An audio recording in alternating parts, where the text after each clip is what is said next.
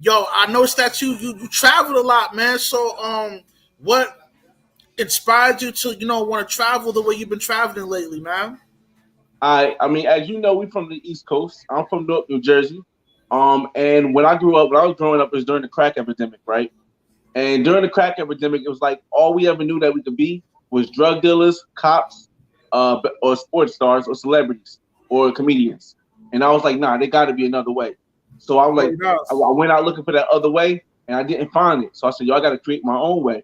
But everything growing up, everyone pretty much in the urban area where I live, we kind of thought the same way, we acted the same way because that's all we knew. So I knew I had to take a chance to go outside of where I'm from Mm-hmm. to understand and see the world because I feel as though if you live in a bubble your whole life, whether it's your city, whether it's your state, whether it's the United States, if you live in the same bubble your whole life and you don't get to see yourself from outside of the bubble, then you never truly know who you are. So at first I started traveling locally, just going to like different counties. I went to school in I'm from North. I went to school in East Orange. I went to school in Patterson. So I got a little feel of. I went to school in Yeah. Montclair. So I got a feel of New Jersey.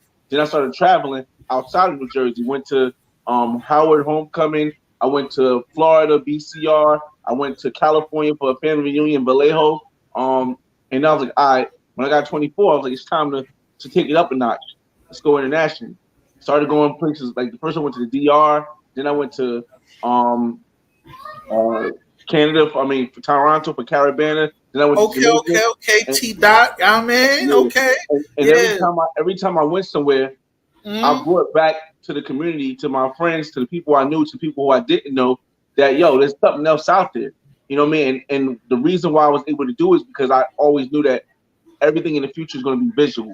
Right now, people can listen to stuff that's they used to like the way I see it is this: when people used to read the Bible had no visual stuff, or to read the Quran, they Right. had no visual stuff. It had nothing. Right. Like you just Mhm. going on based on what everybody else perception is. But I figure if I could show people, then they're more inclined to um see what perception I'm giving them, and then make a perception of their own. So as soon as I started traveling, like outside of the state, I started recording everything. Before YouTube, I was on MySpace. I've been on YouTube Yo, since I 2000. remember my space. Yo, you Yo, brought it back. listen, I've been on YouTube since 2009. I was on Mm-hmm. MySpace since 2004, 2003, 2004 when I left high school.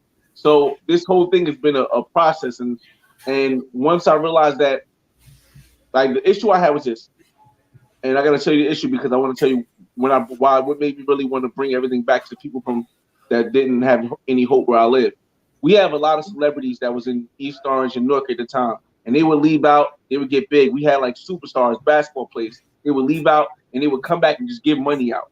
But money never changes anything. What really changed stuff if you show somebody another way. So here we are, YouTube.